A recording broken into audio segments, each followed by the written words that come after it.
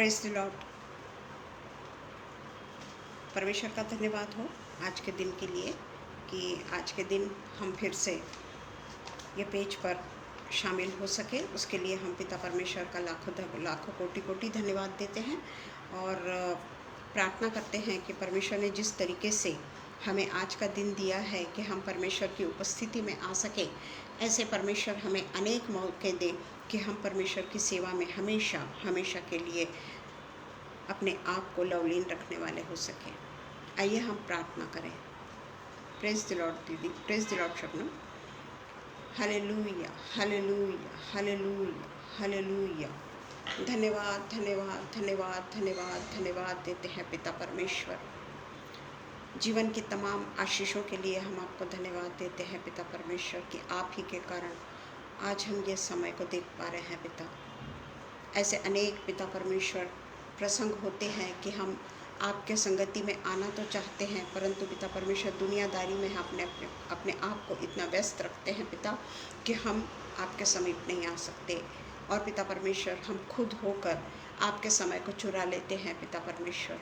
हम आपसे प्रार्थना करते हैं पिता परमेश्वर कि इस तरीके के पिता परमेश्वर जो भी हम गलतियां करते हैं वो हमसे अनजाने में भी ना होने पाए पिता परमेश्वर। क्योंकि पिता परमेश्वर 24 आवर्स में अगर हम 1 घंटा भी अपने परमेश्वर को ना दे सके तो हमारा 10% पैसा देकर कोई महत्व नहीं है। क्योंकि परमेश्वर ने केवल और केवल पैसों की बात नहीं किया है, उसने हमारे शरीर की हर चीज़ का 10% पिता परमेश्वर पूरे तरीके से परमेश्वर के नाम से कुर्बान करने को कहा है। पर पिता परमेश्वर हम पूरे तरीके से आपसे अनिभिज्ञ होकर दूर चले जाते हैं, दुनियादारी के व्यवहार में लग जाते हैं पिता। और इसलिए पिता परमेश्वर हम आपसे प्रार्थना करते हैं कि हम हमेशा पिता परमेश्वर आपकी आगोश में रहने वाले हो सके। यही संधि देखें पिता परमेश्वर की एक भी दिन हमारा व्यर्थ में न जाए।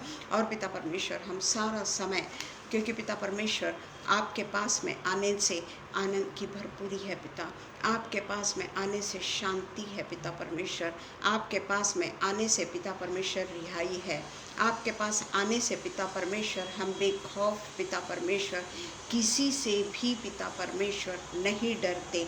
और पिता परमेश्वर हमारा इतना पिता परमेश्वर आप हौसला बढ़ा देते हैं पिता कि हमको अगर कोई गलत पिता परमेश्वर राय भी देता है तो हम उनसे अलग हो जाते हैं पिता, और वो गलत राय को हम कभी भी कबूल नहीं करते।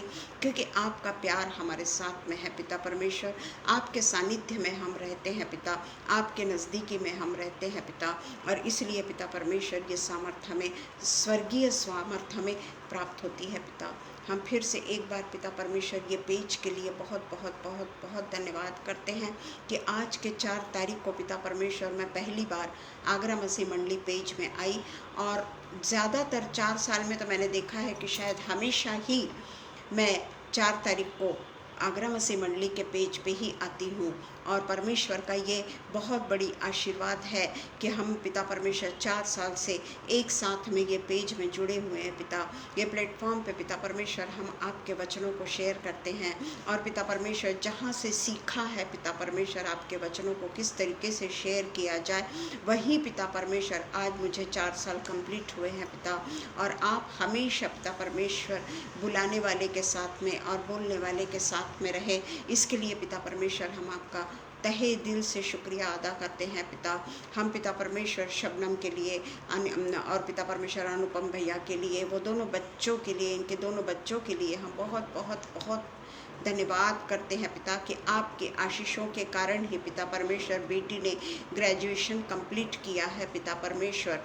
और उसके लिए पिता परमेश्वर आपने एक ऐसा रास्ता चुना है जो हम नहीं देख पाते, पर आपको मालूम है कि आपने उसके लिए कौन सा रास्ता चुना है। इसके लिए सबसे पहले हम पहले से ही आपको धन्यवाद देते हैं और प्रार्थना करते हैं पिता परमेश्वर दोनों के बच्चों का जीवन पूरे तरीके से गौरवशाली होने वाले हो।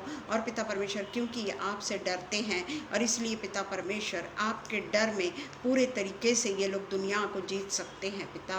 और पिता परमेश्वर इनके लिए आप ऐसी योजना तैयार करिए पिता, जो इनके परिवार ने भी नहीं सोची होगी। ऐसी योजना पिता परमेश्वर दोनों बच्चों के लिए तैयार करिए पिता। फिर से एक बार पिता परमेश्वर हम आज के दिन के लिए आपको धन्यवाद देते हैं, और प्रार्थना हम हमारे उद्धारक यीशु मसीह के नाम से मांगते हैं। सुनिए और कबूल करिए। आमीन पिता, आमीन। गॉड ब्लेस यू अनुपम भैया, गॉड ब्लेस यू शबनम।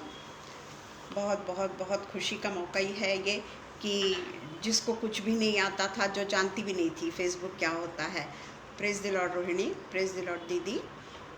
जानती भी नहीं थी फेसबुक पे किस तरीके से आया जाता है, किस तरीके से उसमें बोला जाता है, परंतु परमेश्वर ने आप लोगों को मेरे लिए एक ज़रिया बना के लेकर आया, और परमेश्वर के ही कारण आज मैं इतनी परमेश्वर से जुड़ गई हूँ कहना चाहिए। उस समय तो मैसेज कैसे देना ये भी मुझे नहीं मालूम था, पर फिर भी हम चाहते हैं कि परमेश्वर के अनुग्रह में जिस तरीके से हम 4 साल तक एक साथ में बंधे रहे, मैं परमेश्वर को ही धन्यवाद देती हूँ कि यहाँ के ये पेज पे आज मैंने 4 साल कंप्लीट कर लिए हैं। और अब ये पेज के आशीर्वाद के कारण ही जहाँ पर मैंने पहले परमेश्वर के वचन को बोला, और आज ऐसा है कि मेरे पास में एक भी दिन खाली नहीं है। और मैं पिता परमेश्वर का धन्यवाद करती हूँ कि कई एक ऐसे पेजेस में मैं नहीं जा पाती हूँ, इनवाइट करने के बावजूद भी मेरे पास में समय नहीं होता है, क्योंकि ये परमेश्वर की कृपा है। प्रेज द लॉर्ड रोहिणी, ये परमेश्वर की कृपा है कि परमेश्वर ने, जब हम परमेश्वर के पास में जाना चाहते हैं ना, सही दिल से जब हम परमेश्वर के पास में जाना चाहते हैं, परमेश्वर हमें नहीं रोकता। परमेश्वर बल्कि बहुत ही खुश होकर हमें किसी न किसी लोगों के साथ में जुड़ाता है, ताकि हम परमेश्वर के आगोश में हमेशा रहने वाले हो सके। आज का जो मेरा विषय है वो कंट्रोवर्सी करके मत लीजिएगा, ये मैं परमेश्वर के वचनों के अनुसार ही बोलूँगी। बिल्कुल भी उसको मत सोचिएगा कि मैं मेरे शब्दों का इस्तेमाल कर रही हूँ। तो मेरा जो विषय है आज का उसका शीर्षक है what did Jesus say about lent. What did Jesus say about lent. अभी जो हमारा लेंट पीरियड चल रहा है उसके ऊपर मेरी कोई नुक्ताचीनी नहीं है, उसके ऊपर मेरा कोई भी अपना खुद का अपने खुद की सोच नहीं है। आप लोग मुझे माफ़ करिएगा अगर किसी को ऐसा लगता है, तो मैं पहले से आपसे माफ़ी चाहती हूँ। पर हम बाइबल के अनुसार चलेंगे, जैसा बाइबल कहती है उसी के अनुसार हमको जीना है, क्योंकि बाइबल ने कहा है कि 10% आपको देना है, हर चीज़ में हमको 10% देना है। और हमको बहुत सारी आज्ञाएं जो हमको दे के रखी है परमेश्वर ने, वो हम पूरे तरीके से उससे मुकर नहीं सकते, हम उससे मुकर नहीं सकते, क्योंकि यही हमारा एकमात्र जीने का सहारा है, और यही हमारा सबसे बड़ा सहारा है जो हमको परमेश्वर की ओर लेके जाएगा। और इसलिए मैं फिर से एक बार आप लोगों से माफ़ी मांगूंगी कि मैं जो भी कुछ बोल रही हूँ अपने मन से नहीं बोल रही हूँ। बाइबल हमें पुराने और नए नियम में भी हम देखते हैं, उपवास के बारे में जो है ये हम नए नियम में भी पढ़ते हैं और पुराने नियम में भी पढ़ते हैं। बाइबल में फास्टिंग के बारे में बहुत ज़्यादा लिखा हुआ है, और फास्टिंग किस तरीके से करना है, केवल अपने भूख को मारने के लिए नहीं, परंतु जिस चीज़ों की हमको फास्टिंग करना है, praise the Lord Santosh ji, वो सारी बातें वहाँ पर लिखी हुई है बाइबल में। हम केवल सिर्फ उपवास करके हम ये सोचते हैं कि हम 12 घंटे नहीं खाएंगे या 24 घंटे नहीं खाएंगे। वो एक उपवास जो है वो डे है कि जब हम परमेश्वर के चरणों में सारे समय बैठे होते हैं। अगर हमने उपवास रखा है तो हम अपनी एक्टिविटीज़ के साथ में, क्योंकि हमको ऑफिस जाना है, हमारे पास में बहुत सारे काम हैं, वो काम तो हमें करनी ही है, परंतु उस समय भी हम सोते जागते उठते बैठते निरंतर प्रार्थना में लगे रहें। और सबसे बड़ी बात, हमारे जो मन में किसी के प्रति कोई भी दुर्भावना होगी या कोई भी छोटा सा अगर पैच भी आ गया होगा, परमेश्वर हमारी भक्ति को कबूल नहीं करता। भक्ति को कबूल नहीं करता।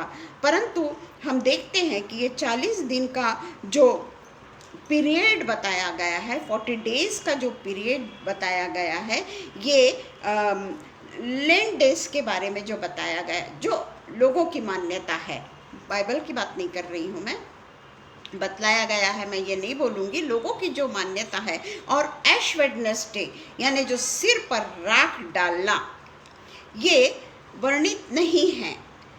वो पहले के ज़माने में जैसे अय्यूब जब बहुत ज़्यादा ये हो गया था, या कोई जो अगर प्रार्थना करने को बैठता है या बहुत दुख में होता है या परमेश्वर उनकी प्रार्थना को सुन लेता है, तो पुराने नियम में वो अपने ऊपर राख डालकर और वहाँ पर बैठते थे।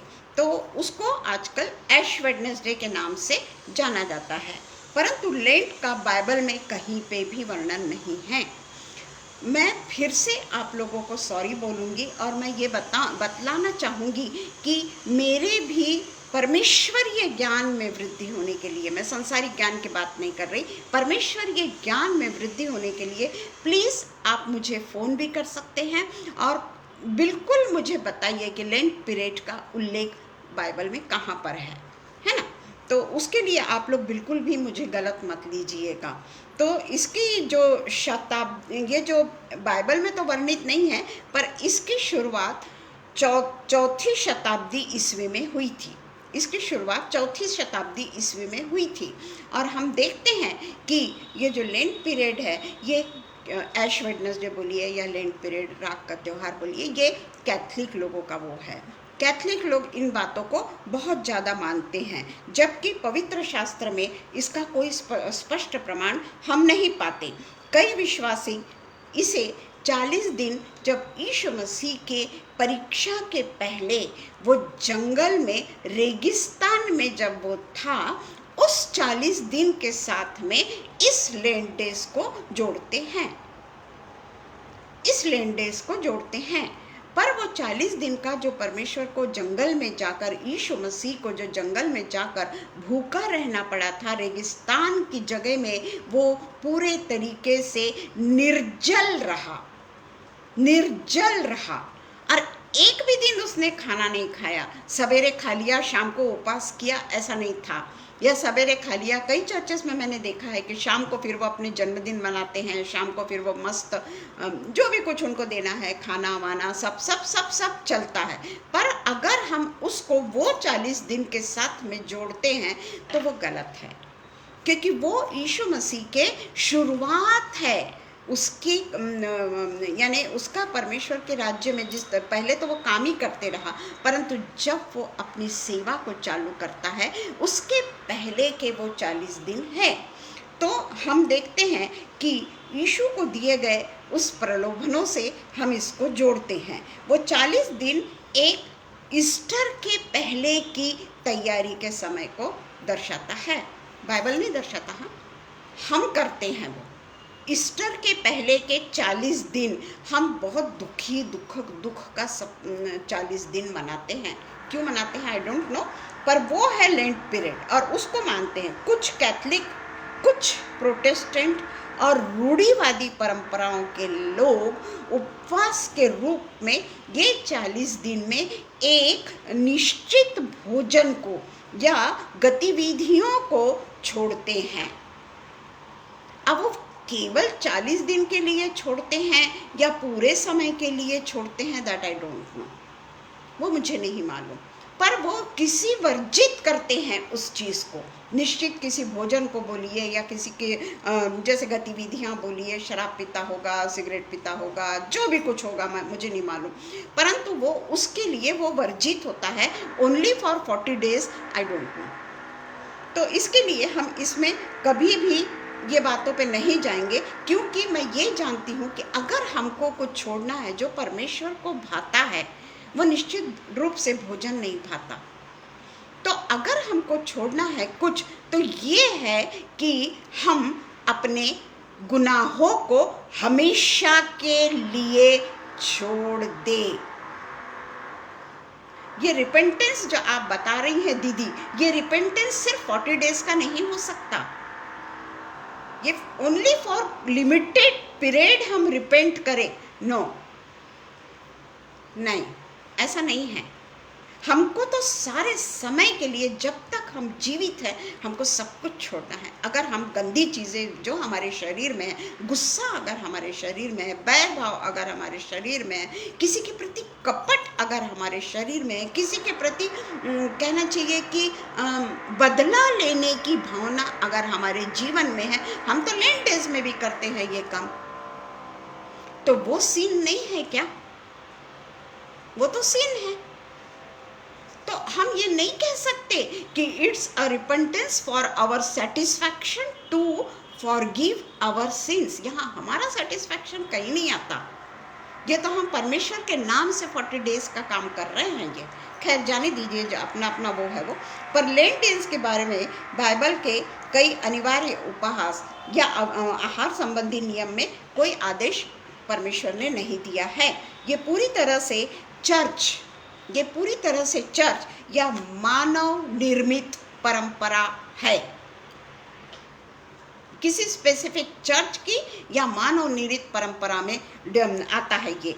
और यह जान ले कि स्पेसिफिक कार्य जो हम कर रहे हैं, स्पेसिफिक कार्य जो भी हम ऐसा नहीं करेंगे, हम वैसा नहीं करेंगे, हम उपवास करेंगे, हम यूँ करेंगे, हम त्यों करेंगे, वो एक लिमिटेड पीरियड के लिए होता है क्या? रिपेंटेंस लिमिटेड पीरियड के लिए होता है क्या? उसके बाद में हम गुनाह करने को मुक्त हैं क्या?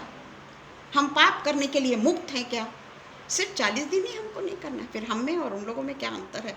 कोई अंतर नहीं है। तो इसीलिए अगर हम वो रेगिस्तान, ठीक हो, चलो, अगर हम वो रेगिस्तान के 40 दिन को परंपराओं को लेन डेज के रूप में जोड़ते हैं, तो वही आत्मा जो प्रभु में थी उस समय भी, वही आत्मा जो प्रभु में थी, वो हमें हमेशा के लिए निभाना होगा। ओनली फॉर लेंट पीरियड के लिए नहीं। अगर हम सोचते हैं कि हम परमेश्वर के अनुसार चले, तो वो जो पीरियड है 40 डेज का, वो कोई सिर्फ 40 डेज का पीरियड तुमने पाप नहीं करना है। 40 डेज के पीरियड में तुमने कोई गलत बात नहीं करना है। 40 डेज के पीरियड में तुमने किसी से बदला नहीं लेना है। और जो जो मनुष्य करता है सिर्फ ओनली फॉर 40 डेज, ऐसा कहीं नहीं लिखा है। अगर परमेश्वर ने निर्गमन में भी हमको जो 10 आज्ञाएं दी, उसमें ये नहीं लिखा है सबसे पहले कि तू जो ये मैं 10 आज्ञाएं तेरे को दे रहा हूं, वो तू सिर्फ 40 दिन ही फॉलो करना, ये नहीं लिखा है। नए नियम में भी जब यीशु मसीह ने हमको एक मुख्य 2 आज्ञाएं दी, और उसके बाद में पुराना नए नियम में कई आज्ञाएं यीशु मसीह ने हमें दे डाली। कई आज्ञाएं हमें यीशु मसीह ने दे डाली। क्या हम वो आज्ञाओं का पालन करते हैं? फिर 40 दिन ही क्यों? उसको तो हमको पूरे समय, परमेश्वर ने यही कहा है कि पूरे every day, every situation, every moment हमको वो फॉलो करना है, क्योंकि हमारा परमेश्वर पवित्र है।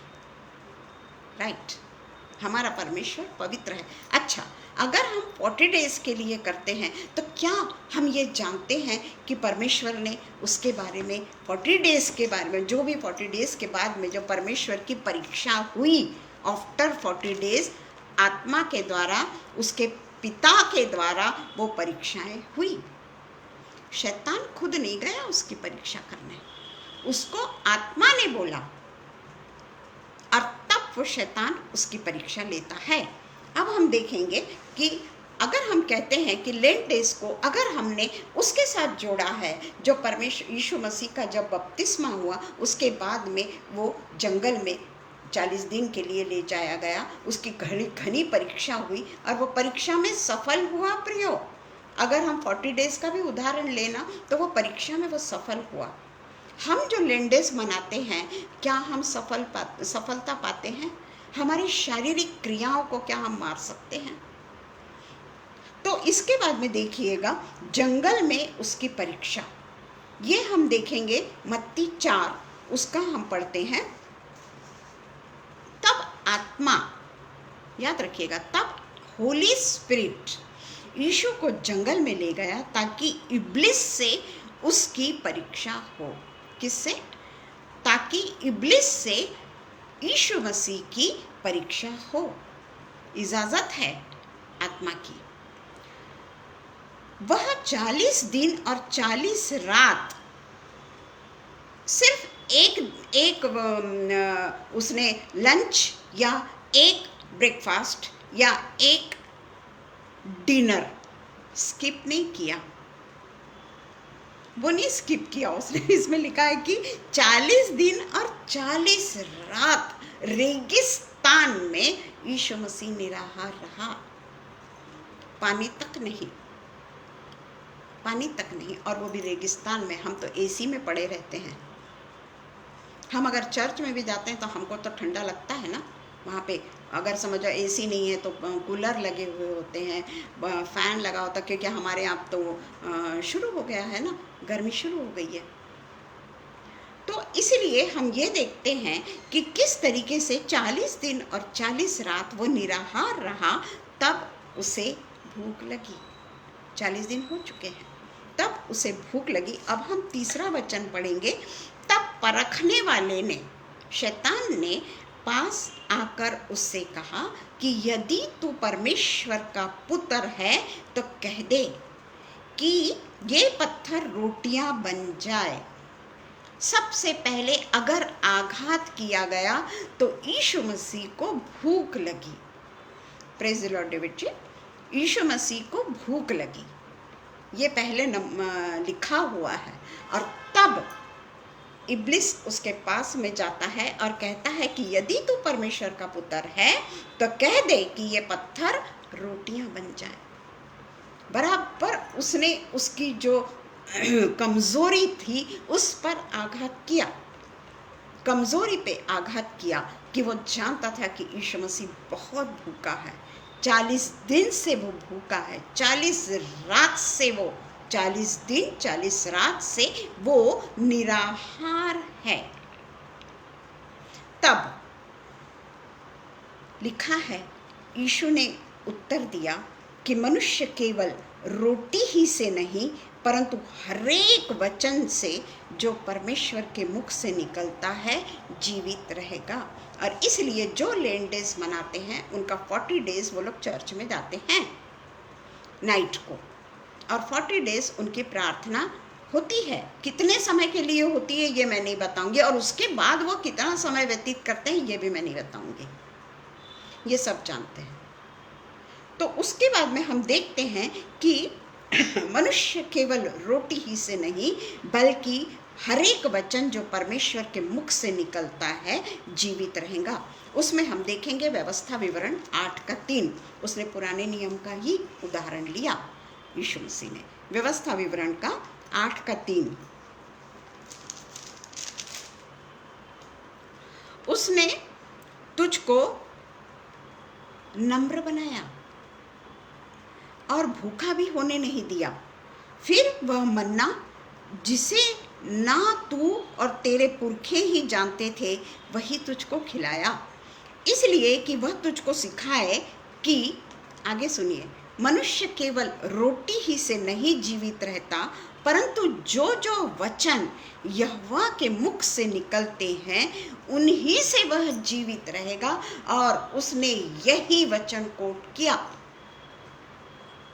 यीशु मसीह ने यही वचन कोट किया कि मनुष्य केवल रोटी ही से नहीं परंतु हरेक वचन से जो परमेश्वर के मुख से निकलता है जीवित रहेगा। इसलिए तो वो 40 days and 40 night पूरे तरीके से बिना पानी के रहा। उसके बाद में हम देखते हैं कि प्रेरितों के काम 4:9 का बी, प्रेरितों के काम 4:9 का बी, प्रेरितों के काम 9 का बी।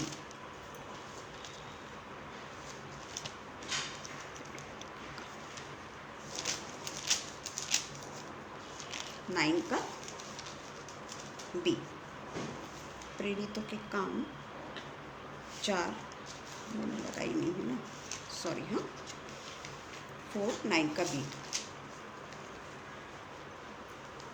इसमें लिखा है हे लोगों के सरदारों और पुरनियों, इस दुर्बल मनुष्य के साथ जो भलाई की गई है, यदि आज हमसे उसके विषय में पूछताछ की जाती तो वह कैसे अच्छा हुआ। दुर्बल मनुष्य, बेसहारा मनुष्य, उसी के बारे में प्रेरितों के काम में ये लिखा है। और वही हमने अभी देखा मत्ती के इसमें कि वो किस तरीके से शैतान को अपने ही परमेश्वर के वचन से वो किस तरीके से उनको हराता है। पहला यूहन्ना 2:16 और 17। पहला यूहन्ना 2:16 और 17। क्योंकि जो कुछ संसार में है, अर्थात शरीर की अभिलाषा, भूखा है, हाँ, आंखों की अभिलाषा और जीविका का घमंड, वह पिता की ओर से नहीं परंतु संसार की ही ओर से आता है। तो पहली जो परीक्षा उसकी हुई वो लस्ट ऑफ फ्लैश हुई। लस्ट ऑफ फ्लैश, ये परीक्षा सबसे पहले हुई उसकी। क्यों हुई उसके शरीर की परीक्षा, उसके फ्लैश की परीक्षा क्यों हुई? क्योंकि वो निराहार था और उसे बहुत भूख लग गई थी। बोलता है, मत्ती में लिखा है कि उसे बहुत भूख लग गई थी और इसलिए वहाँ पर पहली परीक्षा शैतान उसकी करता है, जो यूहन्ना हमने 2:16 और 17 में पढ़ा। उसके बाद में हम देखते हैं लस्ट ऑफ आई, ये हमको मिलता है 5-7 में। लस्ट ऑफ आई, तब इब्लिस उसे पवित्र नगर यानी यरूशलेम में ले गया और मंदिर के कंगूरे पर खड़ा किया और उससे कहा, यदि तू परमेश्वर का पुत्र है तो अपने आप को नीचे गिरा दे। ये इतना मैं देखेंगे पहले, हाँ। तो वो जो लस्ट ऑफ आई जो थी, वो उसको सुसाइड करने को नहीं बोल रहा था शैतान, इतने ऊंचे पे लेकर गया, उसको सुसाइड करने को नहीं बोल रहा था। क्योंकि यरूशलेम का जो वो मंदिर है, वो मैंने आज पढ़ा है कि यरूशलेम का जो मंदिर है वो भूभाग से यानी नीचे से, बॉटम से 30 मंजिल ऊंचा था। इतना बड़ा वो आलिशान वो बना हुआ था मंदिर, पवित्र मंदिर, 30 मंजिल और 90 मीटर से अधिक यीशु मसीह को खड़ा किया गया शैतान के द्वारा। और उससे कहा गया, यीशु को खड़ा किया और वहाँ शैतान खुद पवित्र शास्त्र का वचन का उल्लेख कर रहा है। पहले उसमें उसने वचन का उल्लेख नहीं किया, पर दूसरे उसमें वो वचन को कोट कर रहा है, बाइबल के वचन को कोट कर रहा है। वचन 6 वो ये है कि और उससे कहा, यदि तू परमेश्वर का पुत्र है तो अपने आप को नीचे गिरा दे, क्योंकि लिखा है कि वह तेरे विषय में अपने स्वर्गदूतों को आज्ञा देगा और वे तुझे हाथों हाथ उठा ले, कहीं ऐसा न हो कि तेरे पाँव में पत्थर से ठेस लगे। तो यहाँ पे वो सब कुछ जानता है, वो शैतान जो है वो सब कुछ जानता है कि किस तरीके से बाइबल में कहाँ पर क्या लिखा है, और उसी का उसने बराबर से उल्लेख किया। खुद परमेश्वर के वचन का उसने उल्लेख कर रहा है और यीशु को वो बहका रहा है। ये हमको मिलता है भजन संहिता 91, 11 और 12। भजन संहिता 91 हम हमेशा पढ़ते हैं, बच्चों को याद भी करवाते हैं, बाहर कराते हैं हम ये बच्चों को 91, हाँ। क्योंकि वह अपने दूतों को, ये शैतान भी कोट कर रहा है भला पुराने नियम से, कि वह अपने दूतों को तेरे निमित्त आज्ञा देगा कि जहाँ कहीं तू जाए वे तेरी रक्षा करें। वे तुझको हाथों हाथ उठा लेंगे, ऐसा न हो कि तेरे पाँव में पत्थर से ठेस लगे। बराबर उसने साम 91, 11, 12 को कोट किया शैतान ने भी। तो हम देखते हैं कि यहाँ पर जो इतने ऊपर जो लेकर गया वो उसका वो ये प्लान नहीं था कि यीशु मसीह वहाँ से सुसाइड कर ले या वो उसको वहाँ से ढकेल दे। जब इतने ऊपर लेकर गया था तो उसका ये प्लान नहीं था कि मैं उसको ऊपर से नीचे ढकेल दूंगा ताकि ये बचे ही नहीं, क्योंकि अंतिम जो वो हुआ, शैतान ने उसकी जान लेने के लिए क्रूस पर उसकी मृत्यु देखी, पर वो ये नहीं जानता था कि ये मृत्यु भी पूरे तरीके से जीत लेगा हमारा यीशु मसीह, मृत्यु को पूरे तरीके से निगल लेगा, वो नहीं जानता था। परंतु यहाँ पर हम देखते हैं कि वो उसको मारना नहीं चाह रहा है, परंतु उसने बराबर से वह वचनों को तोड़ मरोड़ नहीं रहा है, बिल्कुल जैसा लिखा है वैसा का वैसा वचन वो कोट कर रहा है।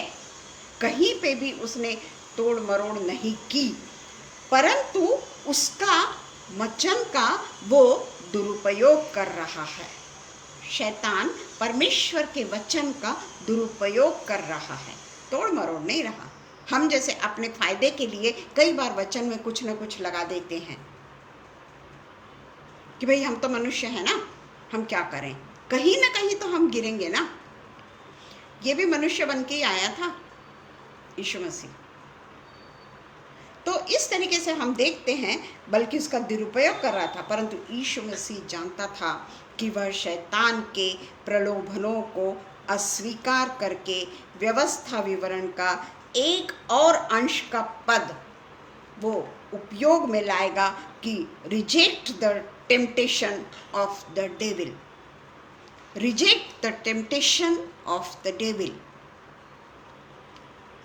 रिजेक्ट किया उसने शैतान का जो टेम्पटेशन जो उसके साथ सामने आ रहा था, उसको परमेश्वर यीशु मसीह ने पूरे तरीके से रिजेक्ट किया, जबकि वो काफ़ी भूखा था, बहुत भूखा था, प्यासा भी था। वो चाहता तो बोल सकता था ना कि कम से कम तर्जनी की एक बूंद तो भी मेरे मुंह में डाल दो, इतना मैं प्यासा हूँ। हम सोच सकते हैं कि वो किस तरीके से, वो भी रेगिस्तान में किस तरीके से वो रहा होगा, उसकी कल्पना हम कर सकते हैं, और उसकी कल्पना करके हम अपने आप को बदल सकते हैं। इतनी बुरी अवस्था में यीशु मसीह शुरू से लेकर जब वो पैदा हुआ उस समय भी वो बहुत ही उसमें पैदा हुआ, चरनी में पैदा हुआ, जिसके ऊपर सब घास लगे थे। उनके पास में कपड़े भी कहाँ से आए होंगे, क्या करे होंगे, क्या उसको उड़ाए होंगे, वो तो हम फोटो देखते हैं ना, वो तो हम फोटो देखते हैं कि बहुत उड़ा के उसको रखा गया है, चरनी में बहुत सुंदर तरीके से रखा गया। पर हम कल्पना कर लें कि जहाँ पर गाय भैंस रहती है वहीं के चरनी में उसको, वहाँ पे जो चरनी होगी उन्हीं लोगों की घास लेके, उन्हीं लोगों का चारा लेकर उसको वहाँ पे रखा गया। और नवजात शिशु, अभी अभी जन्मा हुआ शिशु उसके ऊपर रखा गया। वो लोग तो गरीब थे, उनके पास तो कुछ भी नहीं था, ना यूसुफ के पास में कुछ था, ना मरियम के पास में कुछ था। तो उसने फ्रॉम द बिगनिंग, बिल्कुल जैसे ही उसका जन्म वो चाहता तो राजा के घर में पैदा हो जाता, पर आगे जो उसको हमारे उत्थान की योजना बनानी थी वो नहीं हो सका रहता। हम जल्दी जल्दी पढ़ेंगे। तो इसीलिए हम देखते हैं कि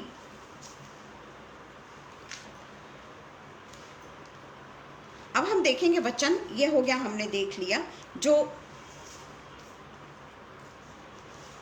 है ये बोस्टफुल प्राइड ऑफ लाइफ, इसके बारे में हम पढ़ेंगे 8 और 9। बोस्टफुल प्राइड ऑफ लाइफ, उसके बारे में हम 8 और 9 पढ़ेंगे। जो हमने यहाँ लिखा है कि 7वां वचन हमने पढ़ लिया कि तू प्रभु अपने परमेश्वर की परीक्षा ना करना। 8, फिर इब्लिस उसे एक बहुत ऊंचे पहाड़ पर, ये जो मैंने बताया ना कि कौन सा वचन कोट किया, वो व्यवस्था विवरण 6 के 16 में पाया जाता है। व्यवस्था विवरण 6 का 16 जो अभी हमने पढ़ा, वो वचन पाया जाता है, तुम अपने परमेश्वर यहोवा की परीक्षा ना करना जैसे कि तुमने मस्सा में उसकी परीक्षा की थी। आज हम अपने जीवन को देखें कि हम कितनी बार यीशु मसीह की खुद परीक्षा करते हैं। कौन है हम? एक पापी इंसान है हम।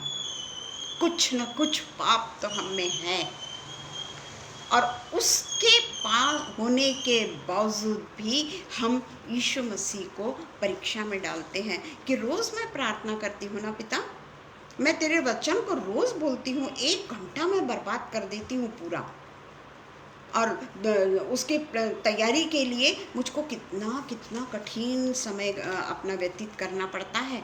पर तूने तो मेरे साथ में कुछ नहीं किया। तू तो अभी भी मुझको दुख पे दुख दिया चला जा रहा है, अपने नियरेस्ट लोगों से ही मुझको दुख दिया चला जा रहा है। तो हम अपने परमेश्वर की परीक्षा ले रहे हैं, परीक्षा ले रहे हैं, जो हमने व्यवस्था विवरण 6 और 16 में पढ़ा। हमें कोई हक नहीं है उसकी परीक्षा लेने का, पर हम हर समय हम उसकी परीक्षा लेते हैं।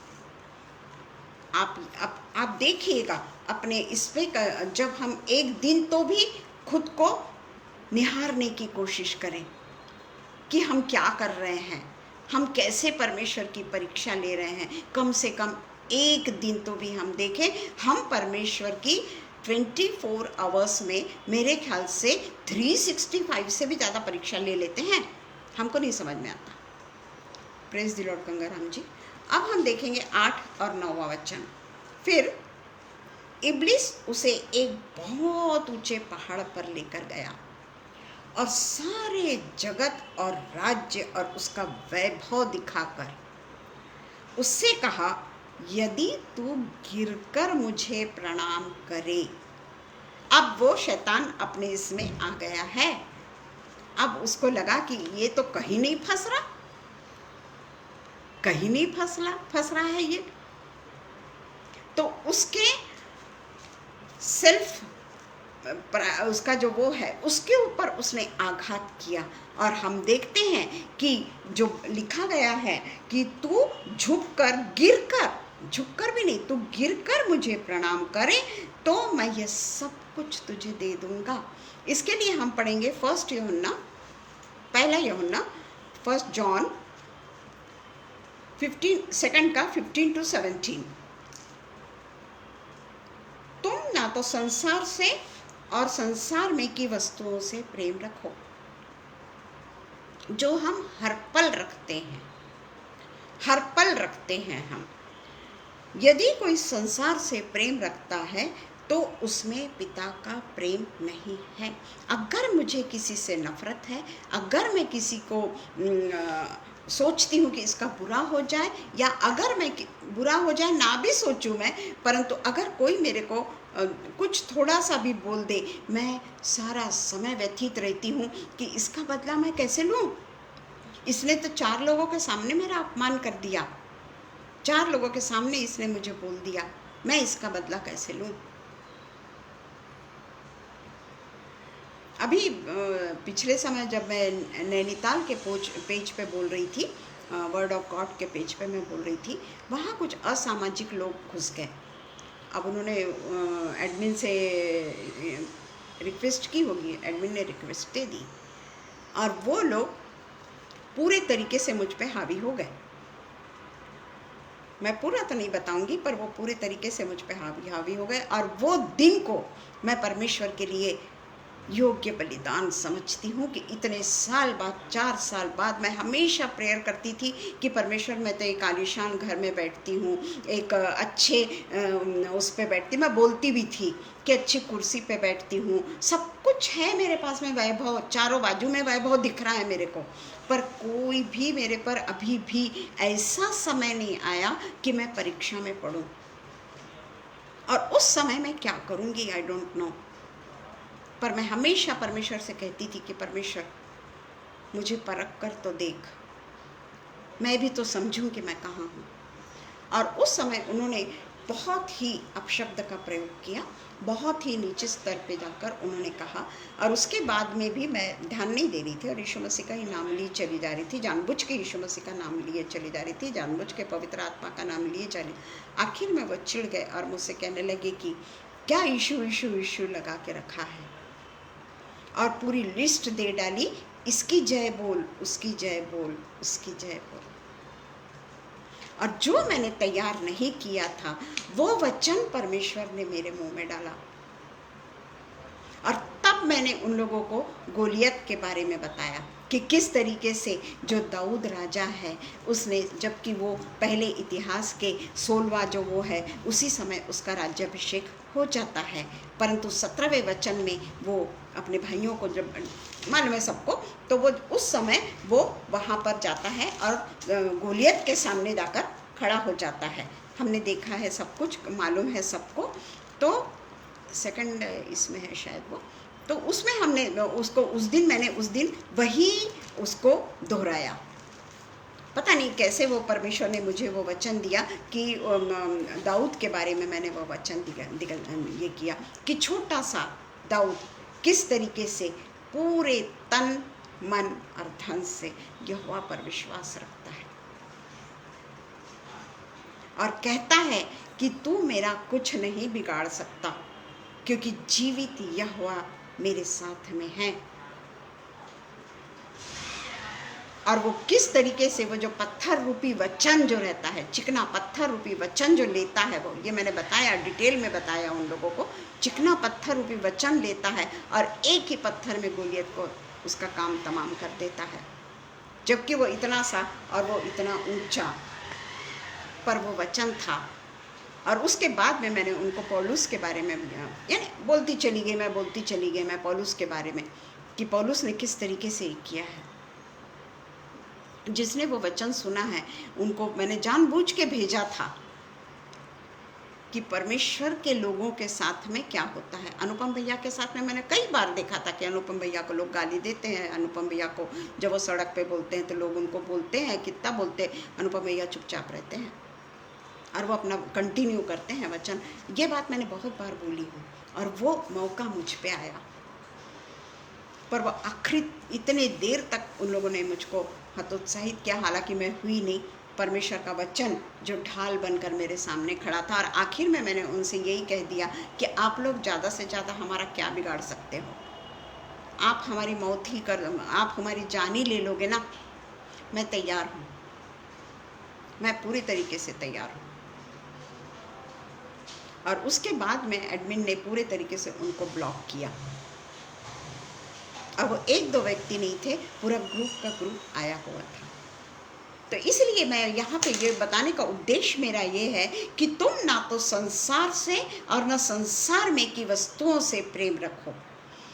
यदि कोई संसार से प्रेम रखता है तो उसमें पिता का प्रेम नहीं है, क्योंकि जो कुछ संसार में है अर्थात शरीर के अभिलाषा और आँखों की अभिलाषा और जीविका का घमंड, देखो तीन चीज़ जिसके बारे में हमने अभी यीशु मसीह की जब परीक्षा हुई तो वो तीन चीज़ जो हमने बताई वो यही है, वो यही है। तो इस तरीके से हम देखते हैं कि ये जो लास्ट वाला जो परीक्षा है वो उसकी जीविका की अभिलाषाओं को हस्तगत करने के लिए वो ये काम कर रहा है। तो हम देखते हैं कि किस तरीके से फर्स्ट शमूएल के इसमें लिखा हुआ है, इतिहास नहीं, वो फर्स्ट शमूएल है, मेरे को भी याद आया फर्स्ट शमूएल है, पर परमेश्वर ने उस समय मुझको बराबर वो वचन दिया। तो ये है परमेश्वर का अनुग्रह हम लोगों के ऊपर कि परमेश्वर ने अपने आप को हमेशा तकलीफ़ में डाला, हमेशा तकलीफ़ में डाला, शुरुआत से लेके आखिरी तक को उसने उसको तकलीफ़ में रखा। और हम देखते हैं कि वो कहता है, परंतु मैं सेनाओं के यहोवा के नाम से तेरे पास आता हूँ। ये वचन मैंने कोट किया, जो इज़राइली सेना का परमेश्वर है और उसी को तुमने ललकारा है, उसी को तुमने ललकारा है। और ये परमेश्वर का वचन मेरे पास में पता नहीं पवित्र आत्मा ने दिया,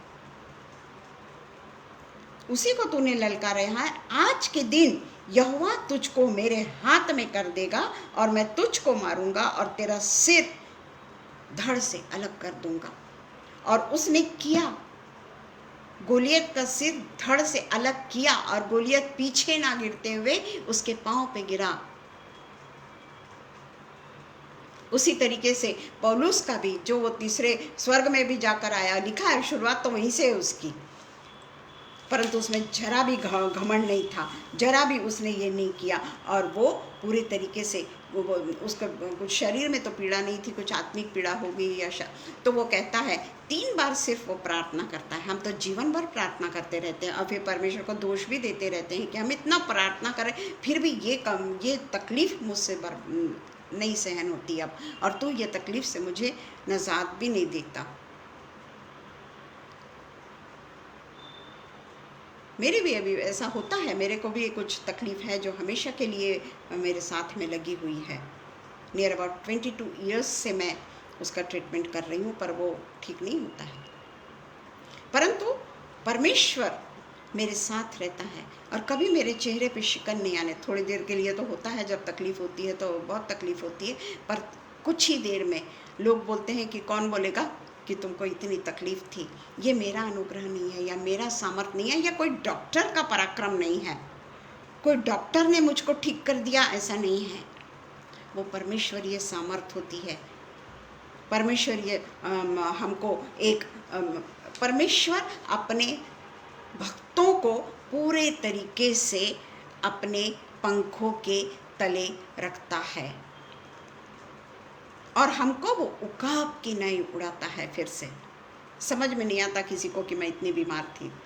संडे को मुझसे वही लोगों ने कहा कि लगता ही नहीं है ऐसा, पर ये सब कुछ मेरी आंखों की अभिलाषा नहीं, शरीर की अभिलाषा नहीं, जीविका का घमंड नहीं, जो हमको परमेश्वर की ओर से नहीं मिलता, परमेश्वर की ओर से हमको नहीं मिलता।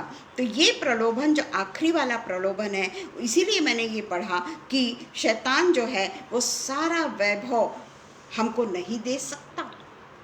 वो तो कुछ समय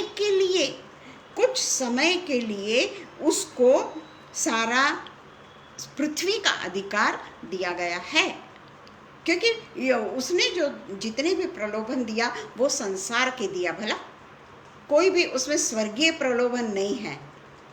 उसने सारे संसार के प्रलोभन यीशु मसीह को दिए, और यीशु मसीह ये जानता था कि वो उससे ये नहीं कह सकता कि तू मुझे सारा वैभव नहीं दे सकता।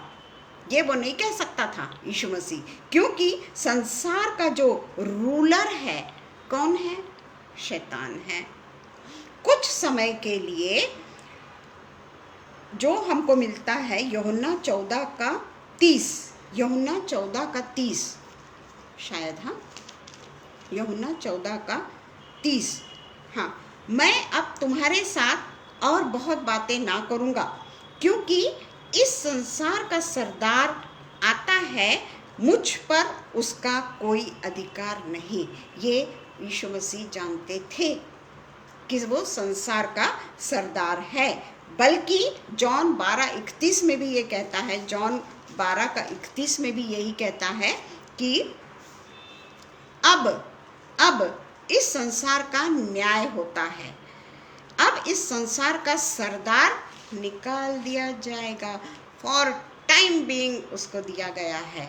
ये मत सोचिए कि संसार का पूरा अधिकार हमेशा के लिए उसको मिला है। यहाँ पे लिखा हुआ है कि संसार का न्याय होता है, इस संसार का सरदार निकाल दिया जाएगा, और मैं यदि पृथ्वी पर से ऊंचे पर चढ़ाया जाऊंगा तो सबके अपने पास में खींचूंगा, यीशु मसीह कहते हैं। तो इसलिए वो वैभव जो संसार का जो पूरा कैप्चर करके रखा, क्योंकि उसको भूमि पे फेंका गया ना, ज़मीन पे फेंका गया ना, इसलिए वो ज़मीन का सरदार बन गया। पर वो भी कुछ समय के लिए दिया है, और इसलिए यूहन्ना 14:30 जो कहता है, पढ़ा है शायद हमने ना, यूहन्ना 14:30,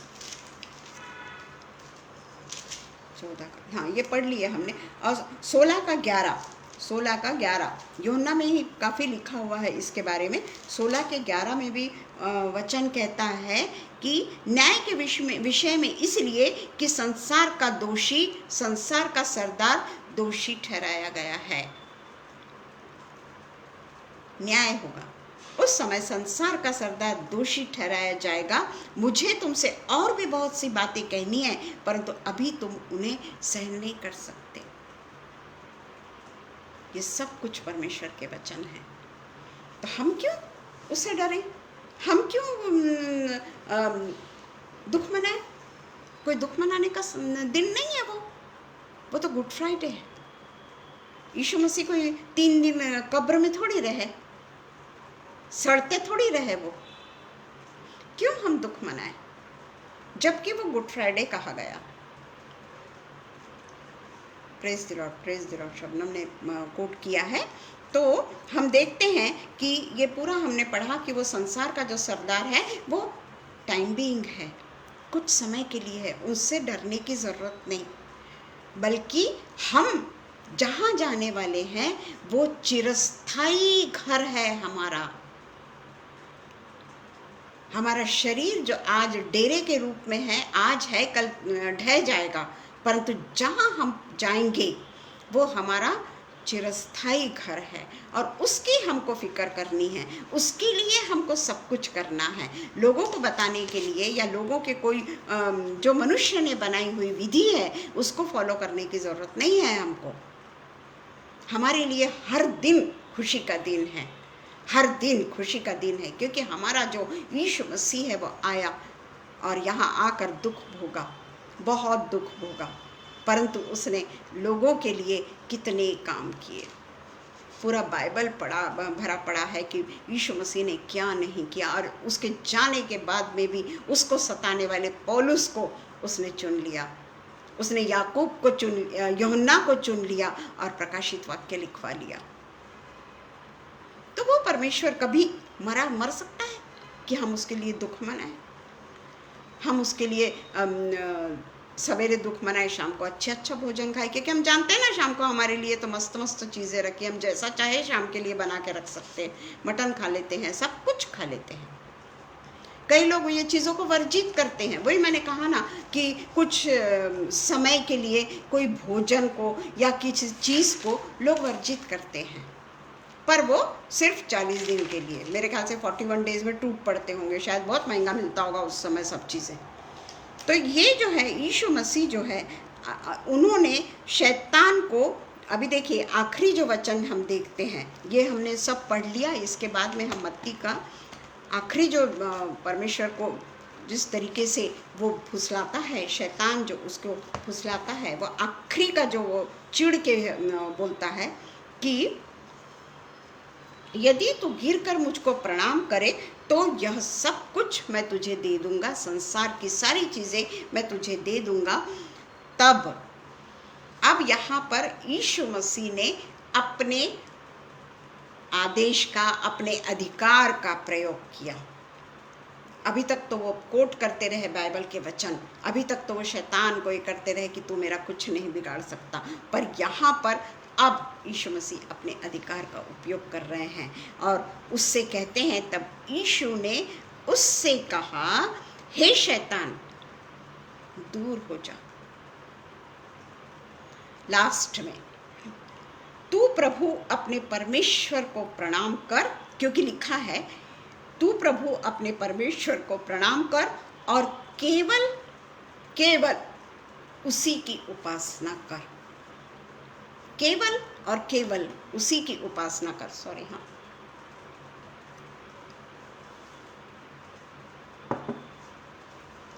तो यहाँ यीशु मसीह अंत में शैतान को डांटते हैं।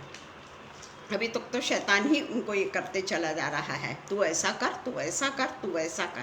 पर जैसे ही अधिकारों का प्रयोग यीशु मसीह के द्वारा होता है और कई दिनों से 40 दिनों से जो विनम्रता के साथ में, संयम के साथ में पीड़ा सहन करते करते उन्होंने 40 दिन को निर्जल उपवास किया और वे पूरे तरीके से परमेश्वर में सक्षम हुए, क्योंकि परमेश्वर की आत्मा शैतान को भेजता है कि अब देखते हैं कि मेरा बेटा मेरे तरफ से है कि भूख की तरफ जाता है, संसार की तरफ जाता है कि मेरे ही इसमें रहता है। उसकी भी परीक्षा हुई जंगल में और इसलिए लिखा है कि और आनंद के लिए उसने उसके सामने जो पेशकश रखी गई थी वो सबको उसने ठुकराया और उसके बावजूद भी आनंद के साथ में क्रूस की शर्म को उसने तुच्छ नहीं जाना।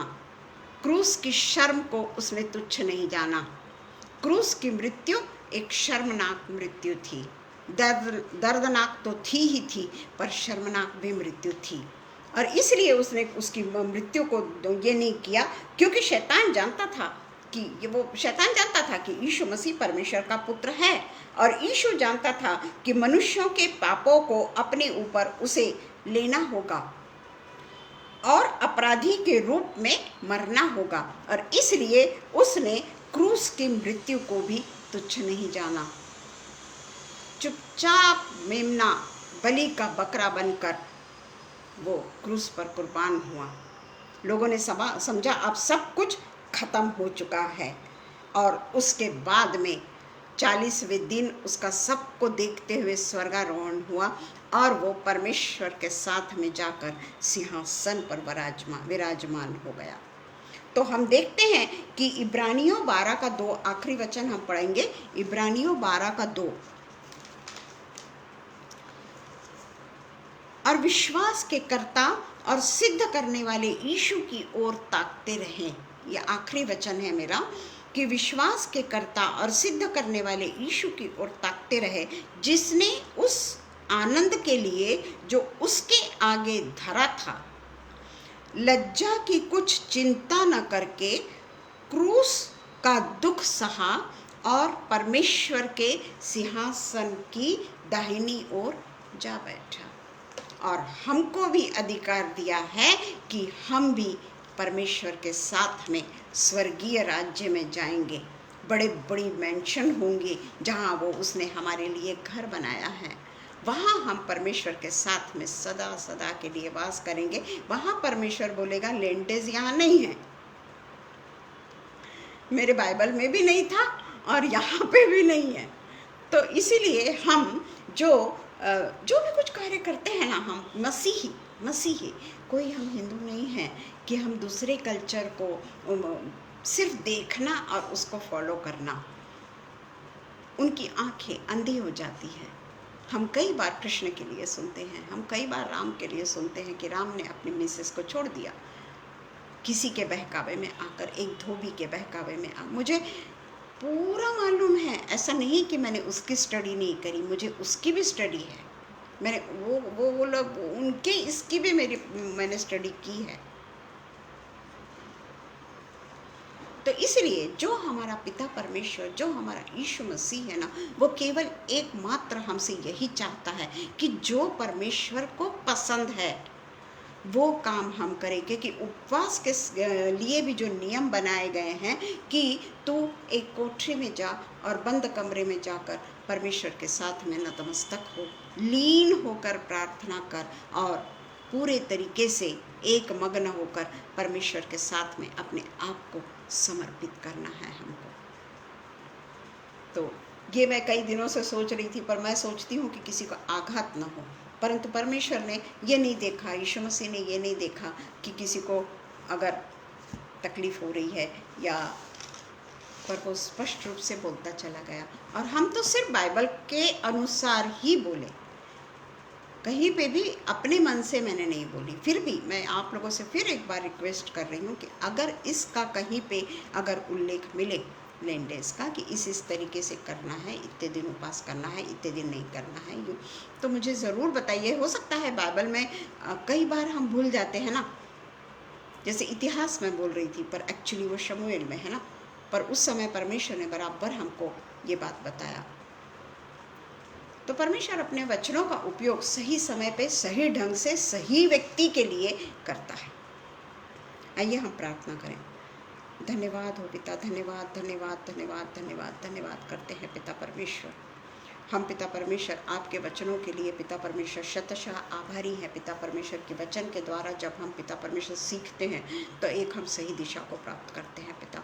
वो वचन हमको सही दिशा में लेके जाता है। और पिता परमेश्वर हम कभी भी वचन के अलावा और कोई बातों को पिता परमेश्वर ग्रहण करने वाले ना हो पिता परमेश्वर।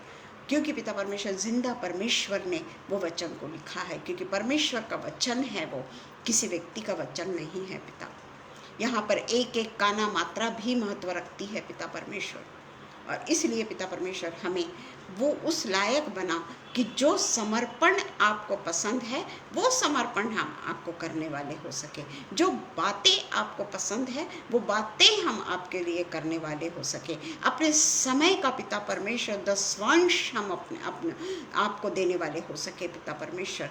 ऐसा पिता परमेश्वर तो हम सबको बना पिता परमेश्वर, जितने भी यहाँ पर उपस्थित हैं सबको पिता परमेश्वर आप अपने पवित्र आत्मा से ओतप्रोत भरे हैं। इसलिए पिता परमेश्वर वो संसार को छोड़कर, अपने कामों को छोड़कर, अपनी नींद को छोड़कर, अपने आप को पूरे तरीके से, कई बार ऐसा होता है कि कई लोगों का कोई डॉक्टर का कोई अपॉइंटमेंट होता है, किसी का अपॉइंटमेंट होता है, वो सब कुछ छोड़कर वे परमेश्वर के वचन के लिए पिता परमेश्वर भूख और प्यास के साथ में जमा हो जाते हैं पिता परमेश्वर। हम पिता परमेश्वर आपसे प्रार्थना करते हैं पिता परमेश्वर, सबको पिता परमेश्वर आप आशीषों से नवाजते हैं, यह हमें अच्छी तरीके से मालूम है पिता परमेश्वर। और जो भी तकलीफ़ में लोग हैं उनकी तकलीफ़ों को आप दूर करते हैं, जो परेशानी में है, जो चिंतित है, जो व्यथित है, जिनको सताया जा रहा है, अभी तक सताया जा रहा है, जहाँ युद्ध चल रहा है पिता,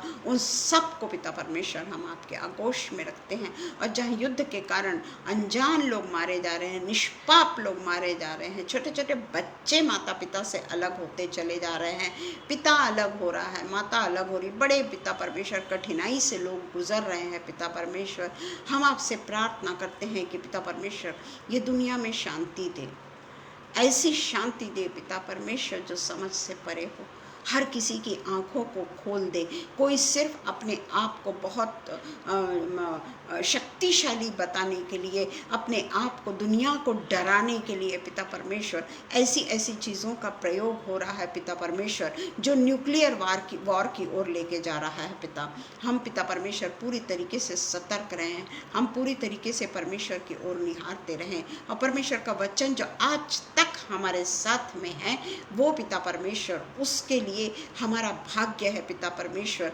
आपका पिता परमेश्वर पवित्र आत्मा हम लोगों के साथ में है कि जो आज तक परमेश्वर के वचन से हम वंचित नहीं हुए हैं पिता परमेश्वर। परमेश्वर के वचन को हम पढ़ सकते हैं, परमेश्वर के वचन को हम ग्राह्य कर सकते हैं, पर एक दिन ऐसा आएगा कि वचन भी हमसे छीन लिया जाएगा। और उस समय के लिए पिता परमेश्वर हम सारे वचनों को पूरे तरीके से ग्रहण करें और उसको याद करके रखें, उसको चबा चबा के उसकी जुगाली करने वाले हो सके पिता परमेश्वर। हर एक जमा लोगों के साथ में आप होइए और पिता परमेश्वर उन्हें आशीषित करिए, और जो ऑफलाइन देखेंगे उन्हें भी पिता परमेश्वर अपने अनुग्रह से और अपने शांति से उन्हें भी भरिए पिता परमेश्वर। सब कुछ हम हमारे उद्धारक, हम फिर से एक बार पिता परमेश्वर शबनम के लिए, अनुपम भैया के लिए, वो दोनों बच्चों के लिए, और पिता परमेश्वर जो 4 साल आपने हमको आपकी सेवा के लिए चुन के रखा है और निरंतर चुन के रखा है, कहीं पे भी पिता परमेश्वर आपने कभी भी लंबा गैप नहीं आने दिया, उसके लिए पिता परमेश्वर हम आपका धन्यवाद करते हैं। और ये पेज को पिता परमेश्वर और आगे बढ़ाता चला जा, ये मैं आपसे प्रार्थना करती हूँ पिता। सब कुछ पिता परमेश्वर में हमारे उद्धारक यीशु मसीह के नाम से मैं मांगती हूँ पिता, सुनिए और कबूल करिए। आमीन पिता, आमीन। सॉरी, मैं जल्दी ये करना चाहती हूँ, ऐसा लगता है बहुत टाइम हो जाता है, पर वो वचन ही नहीं, शायद परमेश्वर की इच्छा है ये, शायद क्या परमेश्वर की ही इच्छा है कि हम सब परमेश्वर के चरणों में 1 घंटे से भी ज़्यादा बैठ जाते हैं। उसके लिए मैं सबको बहुत बहुत बहुत बहुत धन्यवाद देती हूँ, और परमेश्वर के नाम से आप सबको आशीषित करती हूँ। Praise the Lord.